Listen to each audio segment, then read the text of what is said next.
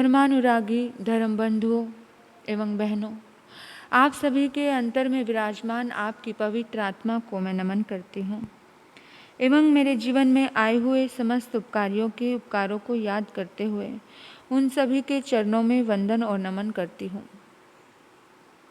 हमारे शास्त्रकार हमको बहुत सुंदर और सरल भाषा में बहुत सारा अच्छा उद्बोधन देते हैं, हमें अच्छे बुरे की पहचान कराना सिखाते हैं, हमें शैतानियत और इंसानियत के पाठ पढ़ाते हैं कि कैसे शैतानियत को इंसानियत में बदलना है, कैसे हैवानियत को इंसानियत में बदलना है, कैसे स्वार्थी से हमें निस्वार्थी बनना है, कैसे दुर्व्यवहारी से हमें परोपकारी बनना है। ये सब बातों का ज्ञान हमें हमारे शास्त्रकार करवाते हैं, हमें शिक्षण देते हैं। ऐसे ही हमें संत महापुरुषों का जीवन भी हमें बहुत कुछ सिखा कर के जाता है। उनके जीवन बार बार इसलिए दोहराए जाते हैं, वही पाठ है रामायण का, लेकिन हर बार लोग रामायण का पाठ करवाते हैं ताकि घर में, परिवार में एकता का संचार हो सके।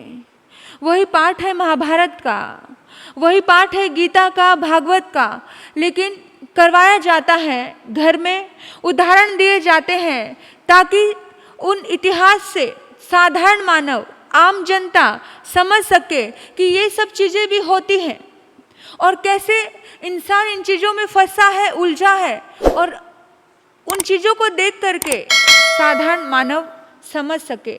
हमारे कोई 32 आगम मानता है, कोई 45 आगम मानता है।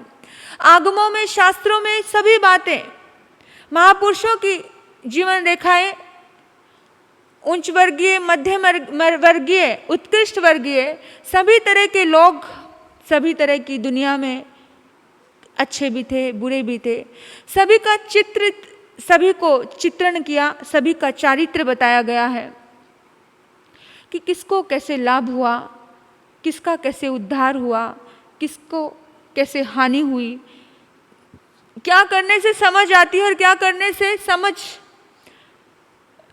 के ऊपर लॉक लग जाता है, ताला लग जाता है। तो ये सारी शिक्षाएं हमें दी जाती है और शिक्षाएं इसलिए दी जाती हैं ताकि आने वाले समय को हम अच्छे से जी पाएं, ईमानदारी से जी पाएं, समझ के जी पाएं, इसलिए हमें बताई जाती हैं। तो एक संत की कहानी मैं आपको बताना चाहती हूँ ताकि हमें उनके जीवन की गाथा से कुछ समझ आए। भारती नाम का एक व्यक्ति था जिसके मन में संसार को छोड़ने का भाव आया। बहुत धन दौलत थी उसके पास, सब कुछ था, लेकिन वो सन्यासी होना चाहता था, इसलिए उसने पूरा धन दौलत त्याग दी, घर बार त्याग दिया, सब त्याग दिया। लेकिन जब वो घर में था उस समय उसके पास एक घोड़ा था, उस घोड़े से उसको बहुत प्यार था। उस घोड़े को सन्यासी नहीं त्याग पाया, उस घोड़े को उसने अपने पास ही रखा, अपने साथ ही रखा और दूर घने जंगल में उसने अपनी एक झोपड़ी बनाई जहाँ वो सन्यासी परमात्मा का भजन करता, और पास में ही अश्व बल बनाया, जहाँ पर अस्त बल बनाया, जहाँ पर वो घोड़े को बांधता था, घोड़े का ध्यान रखता था, घोड़े की सेवा करता था, घोड़े से बहुत प्यार करता था। अब वो निश्चिंत है दुनियादारी से, संसार के लोगों से, क्योंकि उसका पूरी की पूरी तरह से नाता टूट चुका है।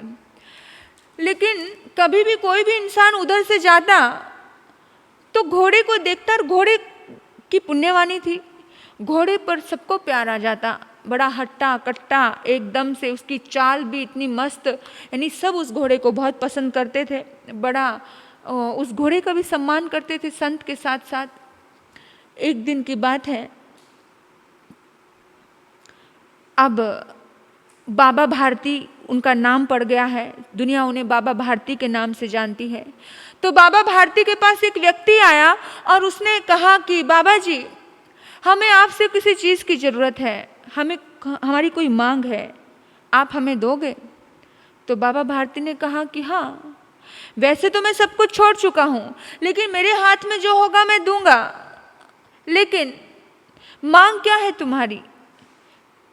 कोई धर्म कर्म सीखना है, कोई पूजा पाठ करना है, क्या करवाना है बोलो? बोला नहीं, हमें धर्म कर्म से पूजा पाठ से कोई मतलब नहीं है, हमें तो केवल इतना ही मतलब है कि तुम्हारा जो घोड़ा है ना, उस घोड़े को हमें दे दो। बाबा भारती ने कहा कि देख भैया, जब मैंने संन्यास लिया तो मैंने संसार छोड़ा, दुनियादारी छोड़ी, दौलत शोहरत छोड़ी, सब छोड़ दिया था, लेकिन ये घोड़ा मुझे बहुत प्रिय है, पूर्व जन्म का कोई संबंध है इससे, शायद नहीं छूट पाया है, मैं इसको नहीं छोड़ सकता हूँ, मैं इसकी सेवा का प्रण ले चुका हूँ, मैं इसकी सेवा करूँगा, लेकिन हाँ, इसके अलावा तू अगर कुछ भी सहयोग मांगेगा तो मैं दूंगा। उस व्यक्ति ने कहा कि बाबा शायद आप हमें जानते नहीं हो, आप सन्यासी हो, इसलिए हम आपसे रिक्वेस्ट और निवेदन कर रहे हैं। मैं डाकू खड़क सिंह हूँ। निवेदन की भाषा में डाकू खड़क सिंह किसी से बात नहीं करता है, वो तो आपकी इज्जत करते हैं इसलिए किया है, लेकिन अब मैं चेतावनी दे रहा हूँ, अब मैं चुनौती दे रहा हूँ कि तुम्हें इस घोड़े को देना ही पड़ेगा। अब चेतावनी और चुनौती की बात आ गई तो सन्यासी थोड़ी किसी से डरता है, जिसके भीतर में साहस होता है, आत्म बल होता है, धर्म बल होता है, वो थोड़ी किससे डरता है। उसने कहा यहां डर का कोई काम नहीं है, किसको डरा रहे हो? यहां डर का कोई काम नहीं है, किसको डरा रहे हो? डाकू खड़क सिंह ने जैसे ही देखा कि सामने वाले व्यक्ति में बड़ा साहस है, देखा कि बंदूक की नोक से डरने वाला नहीं है, तेरे जैसी हजारों बंदूकें तोड़ के एक कोने में फेंक दी है, जब देखा कि बाबा भारती मौत से डरने वालों में से नहीं है, बाबा भारती तो मौत से प्यार करने वालों में से है। सन्यासी होते ही ऐसे हैं। जिस पल में, जिस क्षण में उसने ये सब चीजें देखी कि बाबा भारती के भीतर में आत्मविश्वास गजब का है, धर्म का बल गजब का है, तो ये सुनकर के खड़क सिंह थोड़ा भीतर से सहमा। लेकिन भीतर से डरा हुआ व्यक्ति कभी कभी बहुत तेज आवाज भी करता है। बुझता हुआ दीपक की लो एकदम से तेज हो जाती है। तो उसने बोला कि सुनो, धमकी का सहारा लेते हुए बोला, सुनो बाबा जी, अभी तो मैं जा रहा हूँ, लेकिन 1 माह के अंदर अंदर तुम्हारा ये घोड़ा अपना बना करके छोड़ूंगा, अपना बनाऊंगा और देखते रह जाओगे तुम। इस प्रकार धमकी देकर के वो डाकू खड़क सिंह चला जाता है वहां से। अब बाबा भारती को लगा कि डाकू ने चुनौती दी है, कुछ ना कुछ वो ऐसा करने वाला है, कुछ ना कुछ उटपटांग हरकत करेगा, तो बहुत सजग रहता है। वो अपने घोड़े के प्रति बड़ा प्रेम रखता है, बड़ी मोहब्बत रखता है, तो वो घोड़े के साथ सोने लगा, घोड़े के साथ रहने लगा। वो 1 महीना बीता, 1 महीने में उसने लगभग नींद ही नहीं ली, यानी रात भर भी जागता था कि कहीं मेरे घोड़े को कोई लेकर के ना चला जाए, कहीं मेरे झपकी नहीं ली। बहुत ज़्यादा उसने देखा। एक बार खड़क सिंह डाकू आया भी, लेकिन खड़क सिंह डाकू ने देखा कि सन्यासी तो जाग रहा है, लेकिन इतनी हिम्मत खड़क सिंह डाकू की नहीं हुई कि आमने सामने वो भिड़ सके और वो घोड़ा लेकर जा सके। खड़क सिंह डाकू लौट गया और इधर अभी कुछ 2-3 महीने बीत चुके हैं, अभी समय पूरा हो चुका है। उसको लगा कि अभी कोई डर नहीं है, अभी कोई चिंता की बात नहीं है, तो अभी वो थोड़ा सोने भी लगे, विश्राम भी करने लगे। बाबा भारती अभी थोड़ा सा निश्चिंत हो गए। अभी घोड़ा लेकर के कभी कभी वन में टहलने के लिए चले जाते थे, उसके ऊपर सवारी करते थे और जहाँ पे भी जाते थे घोड़े को खुला छोड़ देते थे और ध्यान करने लग जाते थे। तो अपने में मस्ती में मस्त थे बाबा भारती। एक दिन की बात है, बाबा भारती कहीं जा रहे थे नदी के किनारे पर ध्यान करने के लिए। इतने में कहीं कराहने की आवाज़ आती है, कहीं रोने की आवाज़ आती है, जैसे किसी को दर्द है, किसी को पीड़ा है। तो बाबा भारती घोड़े के घोड़े को लेकर के उसी ओर लेकर के गए, उसी ओर घोड़े को दौड़ाया कि आवाज़ कहाँ से आ रही है, ये दर्द से कौन रो रहा है, कौन चिल्ला रहा है। तो बाबा भारती घोड़े से उतरे, निकट जाकर देखा एक गड्ढे में एक व्यक्ति खड़ा हुआ है जिसके शरीर में जगह जगह पर घाव है, कहीं खून जैसे निशान है। तो बाबा भारती ने देखा जख्मी मनुष्य है और ये देख करके दया आ गई। देखो संत का दिल तो मक्खन से भी कोमल होता है, नवनीत समान होता है संत का दिल। उन्हें दया आ गई और वो व्यक्ति बड़ा भारी था, हट्टा कट्टा था, उसको किसी न किसी तरह से उठाया। उसके मुंह पर पूरा खून खून जैसा लग रहा था, जख्म लग रहा था, तो वो करहा रहा था, दर्द जैसा प्रतीत हो रहा था। तो ऐसे किसी न किसी तरह से जोर लगा करके घसीट करके उसको घोड़े तक लेके आया गया और घोड़े पर उसको बिठाया गया, सवार किया गया। इतने में बाबा भारती भी घोड़े पे बैठे और लगाम खींची और घोड़े को दौड़ाना शुरू किया कि चलो इसकी मैं कुछ कहीं पर दवाई वगैरह लगाकर इसका इलाज करता हूँ।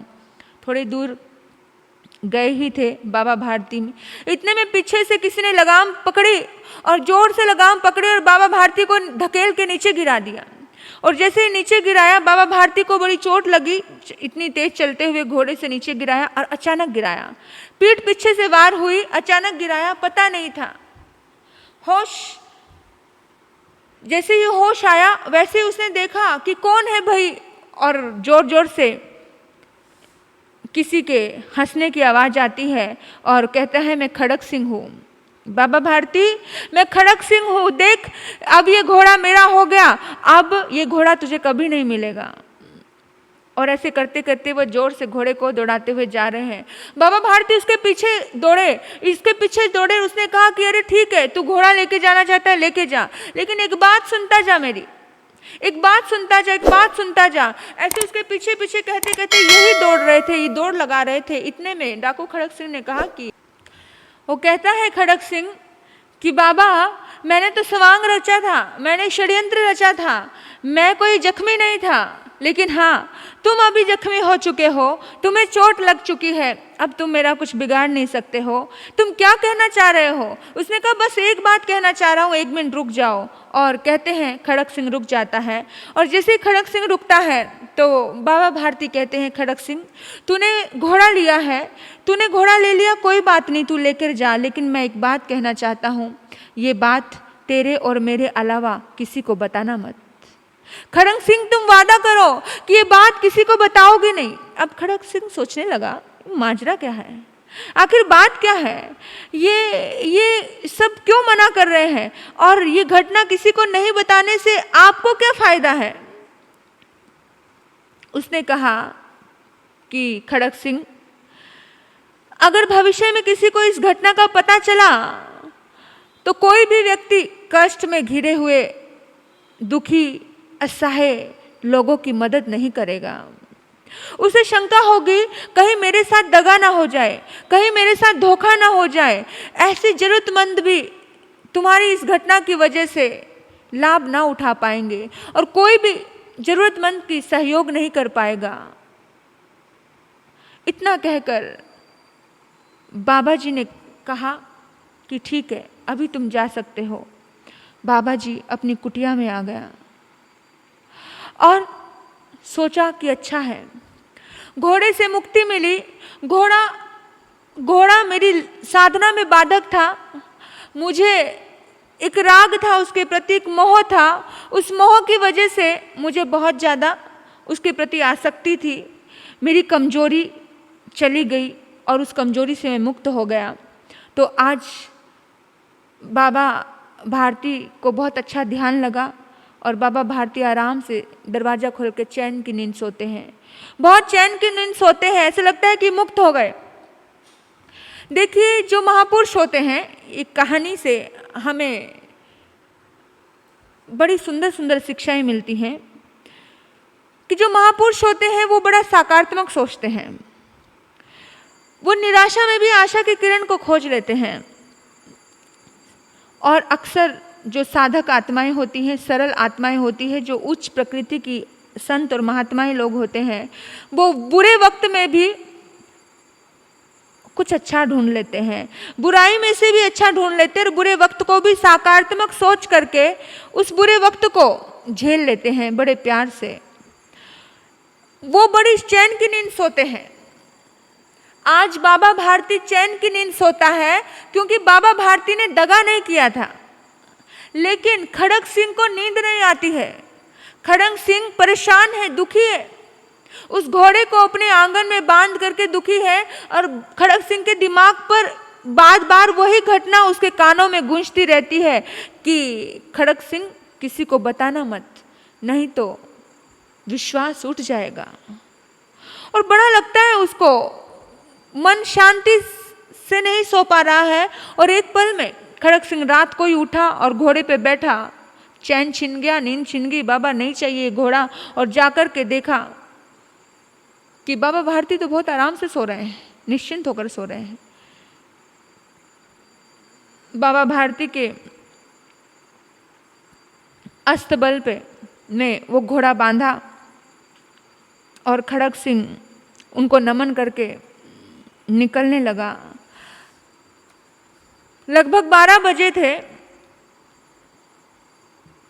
दरवाजा खुला है, बाबा भारती को देख रहा है खड़ग सिंह। एक तरफ घोड़े को देखता है, एक तरफ बाबा भारती को देखता है।